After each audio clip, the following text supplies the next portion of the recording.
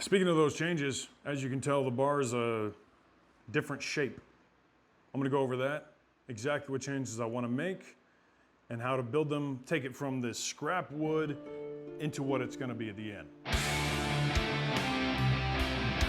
Now, there's nothing wrong with buying generic beer. Your Budweisers, your Coors, your MGDs. Can't beat a 30 pack for 18 bucks. But it never hurts to enjoy some beer that's brewed right in your own backyard. And in my backyard here in Fresno, California, South of Shaw Brewing. Now, we got a lot of breweries, but they are the first ones to ever look at a small channel like me and say, sure, we'll give you some free stuff. Got me a shirt, got me some beer that I'm gonna try out at the end of the video. But don't worry, this is still a build video. Don't go anywhere. I'm gonna show you some of the changes I've been making on the bar. They give me that sweet sign. It's my first metal bar sign. Pretty cool. Speaking of those changes, as you can tell, the bar is a different shape. I'm gonna go over that, exactly what changes I wanna make, and how to build them, take it from this scrap wood into what it's gonna be at the end. So this video is particularly about how to make some additions just in case you're like me and aren't happy with how you built your bar in the first place. So if you watch my earlier videos, you'll realize that my original design was an L shape, kind of classic bar, you know, like this. The patrons sit here, yada yada. But then I realized that one of the main issues is that when you sit at a bar like that, especially a real private one like this, it's small. If you're sitting at the bar and you're trying to talk to somebody on the other side, you gotta lean past your friends to look at them. I didn't like that. So after our first night, kind of a test run with the garage bar with some buddies over, I realized that I needed to make a change. After sitting in my garage for a while, kind of finagling with a bunch of ideas, I came up with this. Instead of chopping things up or making a whole new design, I can take what I have, push it out a little bit, and extend this edge. So we got a roughly 4 feet over here of additional bar. And now when you're sitting here, you can look across the bar, see your friends right to the face. Plus, this center thing right here. I got a lot of ideas for this. That'll be another video because this is gonna be its own piece of wood. But basically, imagine the center here. We could put snacks. We could put a pitcher full of water. We could put a board game. A lot of uses for this. And I'm gonna put a hole in the middle, put a trash can underneath, so you can just, but let's go over how we're gonna extend this correctly and make it look good. All right, here you can see the extension that I mocked up using scrap wood to make sure I like the size, the framing, and all that kind of felt good in the garage. I'm sorry, hold on, my supervisor's here. Now, if you're building your bar from the start and you want to go with the diamond shape instead of the L that I started with, then you can just make this in the first place. You don't have to add an extension afterwards. All right, there you go. Inspections. So now I'm going to put this together using real high quality wood that's not all bent and warped and all that kind of stuff. That way we can build the bar top next. I'm going to be using new wood, but I'll keep the cost breakdown updated. And then we'll move on, like I said, to the bar top, which is the most expensive part of this build. Surprisingly, the rest of this bar is not going to cost as much as the bar top. But you want to put your money into the bar top because that's what people are going to be seeing. They're going to be sitting at. They're going to be drinking on. So trust me, it's going to be worth it. All right, most of this framing is done. Brand new pieces of wood, not as wobbly. Even got this piece on here, so it kind of matches the bumps on the front. Got it painted, at least most of it, kind of ran out of paint. So I'm gonna have to get more, but I could do that later when I'm doing touch-ups. Now, it's onto the front boards again. More cutting, more staining.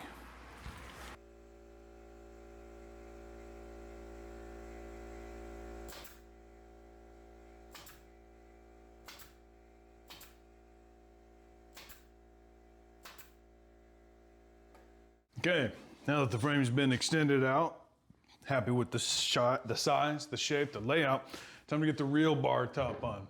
Got to get rid of this janky old scrap wood testing pieces. Measured out, cut the new piece. I'm going to show you how to join a miter joint at a 45-degree angle using biscuits. No, not biscuits, dowels. Biscuits are a different type that you could also use, but typically you need a special kind of cutting tool for that. Dowels, you can use a drill. If you're brave enough, You can use one without a plunger. I don't know if I'm brave enough or just stupid enough, but let's give it a shot.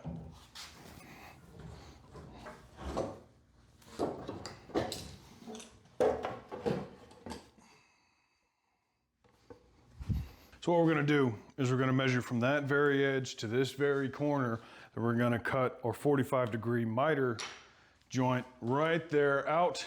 And in theory, you should be able to take that board, flip it around, and it should match up perfectly with this. Now, when I first mocked this side up, it was a little bit longer, but it would have been a little bit like 8 inches longer than the board I already have, because I have a 2x12 by 12 feet long. And I could have bought a whole new board, but we're trying to keep this project at a low cost, right? So I'm gonna use the board I got, and you'll see it here in a second, was only 30 bucks for that entire thing.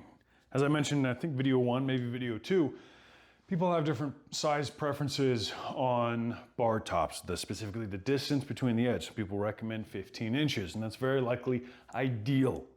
But if you're following along like me and you're trying to build a bar for the least amount of money in exchange for the best quality for that money, 2x12s are probably going to be your best bet for thick, solid pieces of wood at an affordable price.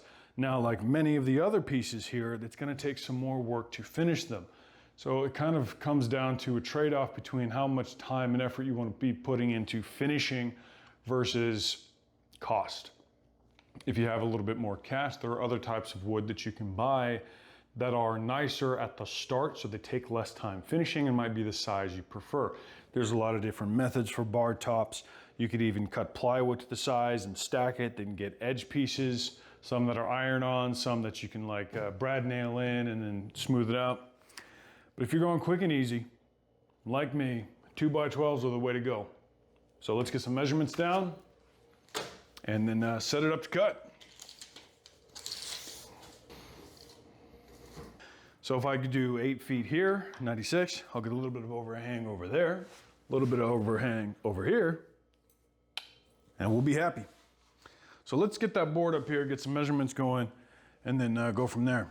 But first, you gotta hydrate.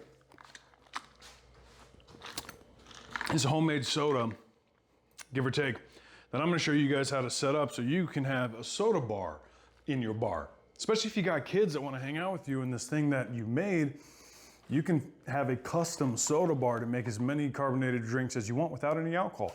But you can also use it for some fancy cocktails later. That's gonna be in a future video though. Now you're gonna have to forgive me, this board is very big. It's almost as wide as my entire garage, so I'll do my best not to knock over the camera.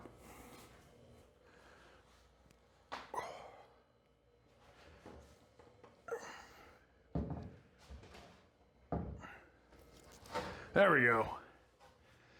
I did forget one thing. Mood lighting. Okay, look at this bad boy. Very unfinished, very rough. But cheap. This board's gonna provide my entire bar top, well, the entire majority of my bar top, you'll see later. I'm gonna add like a little mini shelf on the side and the centerpiece here. But as far as the main piece goes, this whole board was 30 bucks. A lot of times when you get 2x12s like this, you're looking at it lengthwise, it's gonna be curved a little bit one way or the other. A little bit like this, a little bit like this. You have to decide what side you want up, what side you want down. Now granted, we're gonna do our best to kind of level it out, but you have to decide when you're gonna mount which one. I'm gonna go with the curve pointing down. A little bit risky because that means when I attach to here, there's a small chance that it might wibble wobble or kind of land unevenly. But we're not shooting for perfection with this project. Again, if you are wanting to drop more money in, you can get much more squared milled wood that won't even have a risk. I mean, well, some risk, less risk, I should say. As there is no such thing as perfect lumber. Well, maybe not for you. So when marking 45-degree angles, you're gonna need your speed square, which I mentioned in video 1, probably video 2 as well. I don't know, this thing's awesome. speed square, it's got that 45-degree angle on it.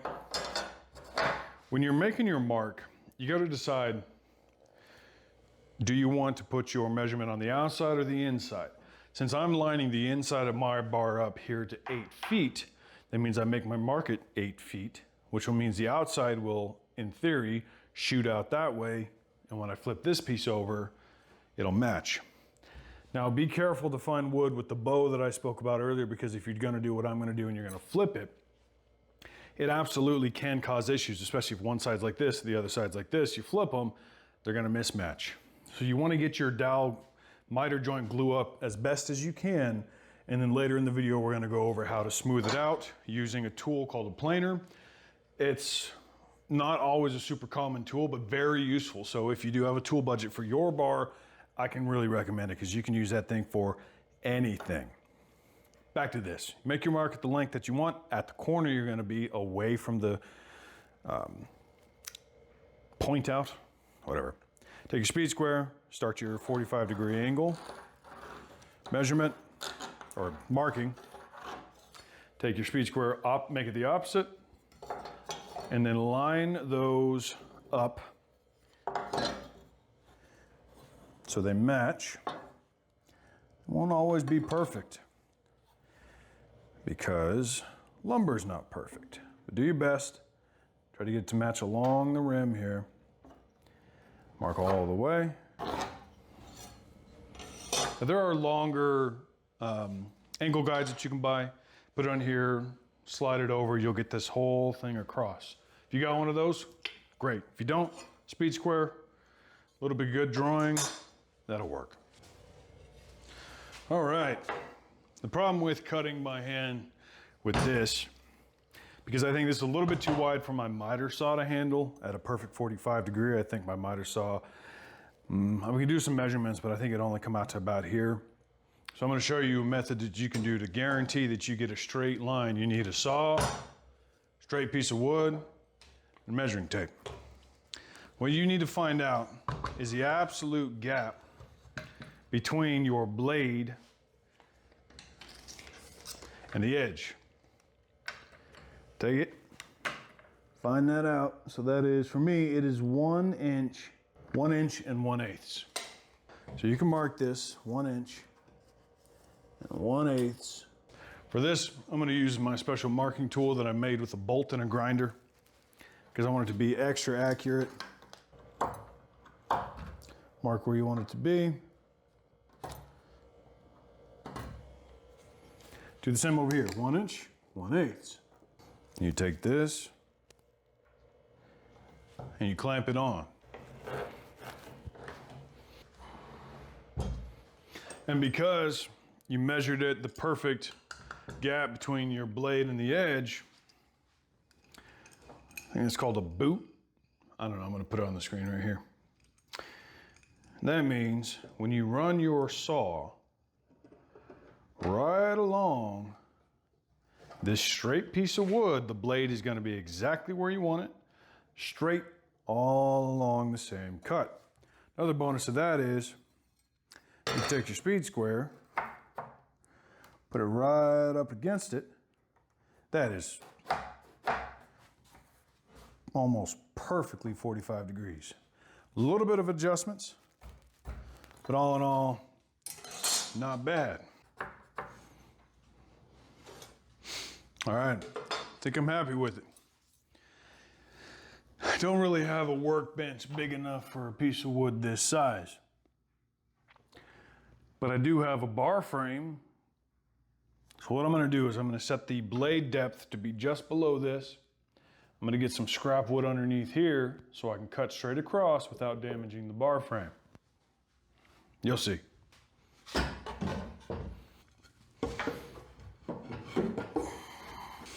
Now keep in mind, I'm using an ancient skill saw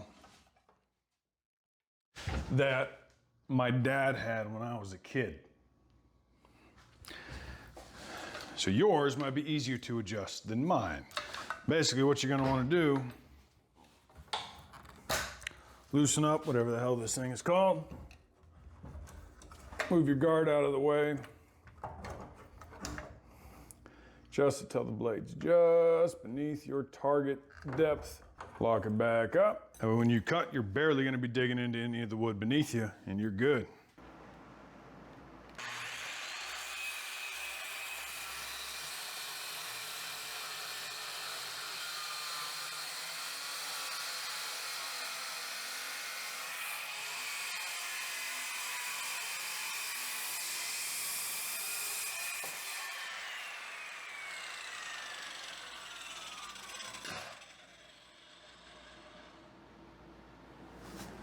Never underestimate the power of a good vise or clamp, whatever they're called.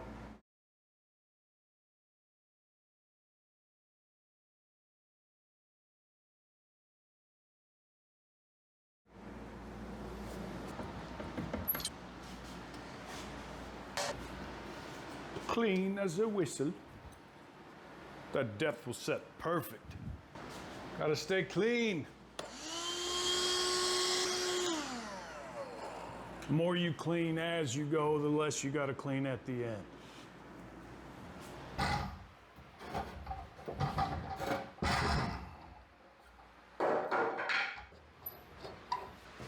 So now to make sure the measurements are going to fit, got to make sure this corner lines up on that corner in there.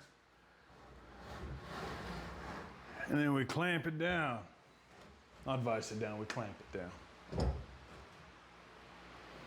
Nice and neat. So when we cut it, it was like this, right?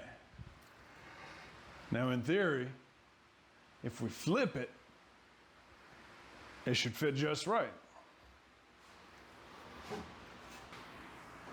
So what would be the point of a learning channel like mine if I didn't point out the mistakes I made along the way so you don't have to? Instead of hiding away, I'll talk about them. Mistakes are often very obvious in hindsight. I'm sure anybody out there who might have passed basic geometry, even though I did years ago, seem to have forgotten it all by now. My measurements brought it up to here, 8 feet, which left me 4 feet to go over there. Problem is, the side with the pointy is 4 feet. But the side with the pointy isn't starting over there. When it was rotated, it was moved over here, which again is obvious in hindsight, but that means the side that's actually over here where we needed 4 feet is this side, which is closer to 3 feet. See the problem?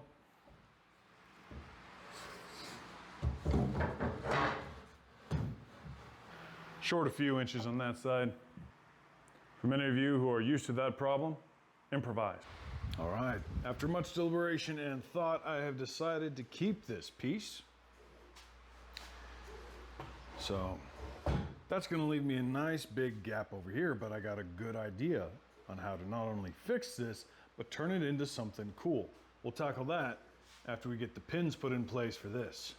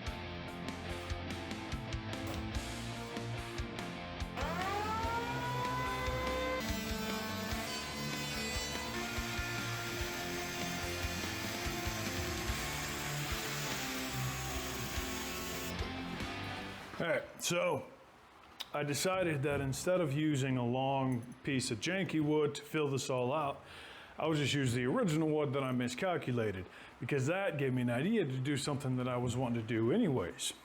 So you see this big old gap here way more than I wanted. You usually want your bar to stick off the end a little bit, but then I realized I could take a piece of scrap wood, line it up, and then I'm gonna cut a nice big circle.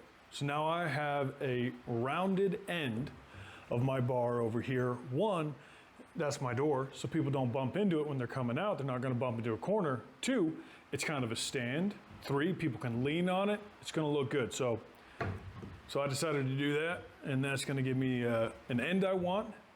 It allows me to use the good wood for the majority of the bar top, and lets me use up some of my scrap. Let's get that done.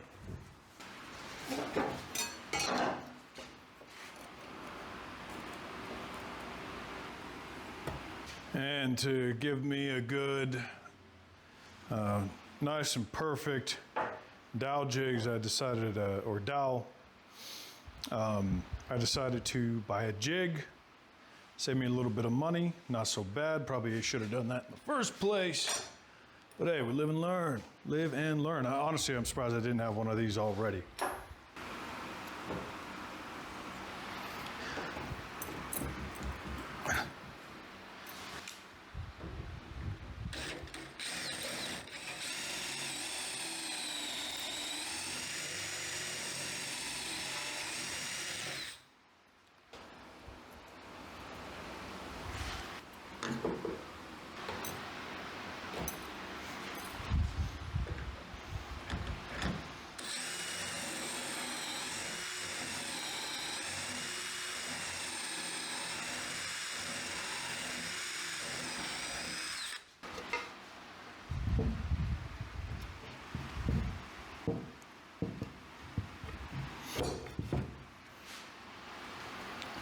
Now, I'm wanting to circle this out here, right? Make it nice and smooth.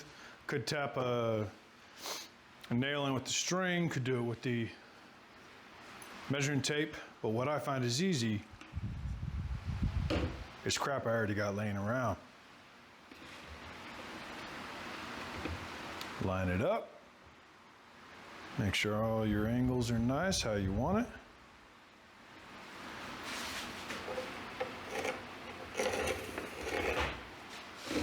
Look at that. Boom. Nice, beautiful curve. There's a few ways I could cut this. I could use a jigsaw, but I'm out of blades. I could use a hand saw. I could use my skill saw, make a lot of different cuts. But luckily I got a miter saw, brand new one too. So watch.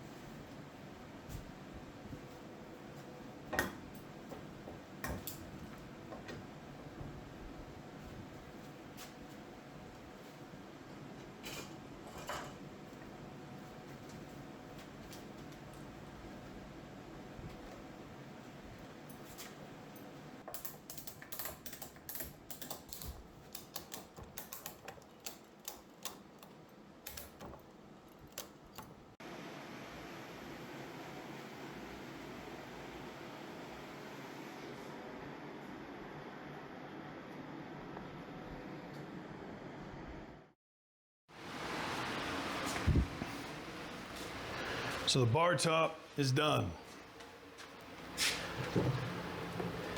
And now I'm gonna be sitting down and enjoying this beer from South of Shaw Brewing here in Fresno, California.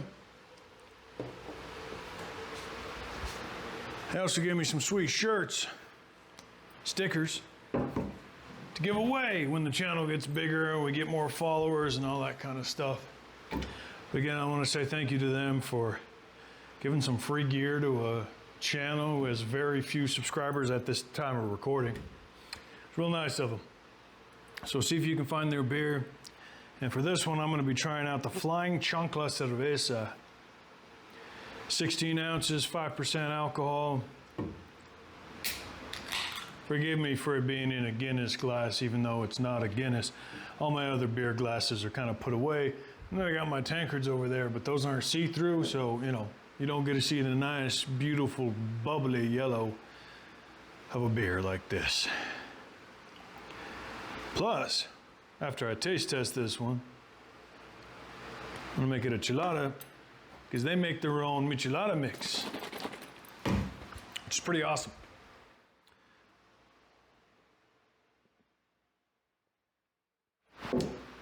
Oh man, that's good. Very deep flavor profile for a cerveza. A lot of cervezas are very light on flavor. I mean, they got flavor, but it's kind of a flat profile, which isn't a bad thing. They're good for light drinking, especially in the summer. Now we're gonna try with their michelada mix. I mean, the classic michelada mix is like Clamato, right? Good stuff there. But this one, they make in-house. Smells a little more sour, which I like. I also like mine with a lot of mix in it. So let's see how that goes. Sorry, no salt or tahini on the rim. I'm tired, sweaty, covered in sawdust, and just want a beer.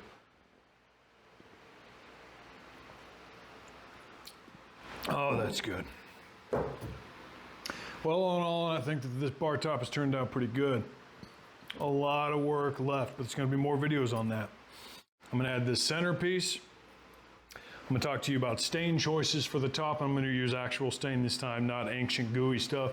And then I'm also gonna go over the different types of coats that you can put on your bar to protect it, because there are correct choices. And for that, you're probably gonna wanna spend money on. It's one of the things in this project I don't recommend you skimping on. But all in all, I think it's coming together pretty good. Thanks for watching. Crack open a beer for me and let me know in the comments which one you're having tonight. Cheers.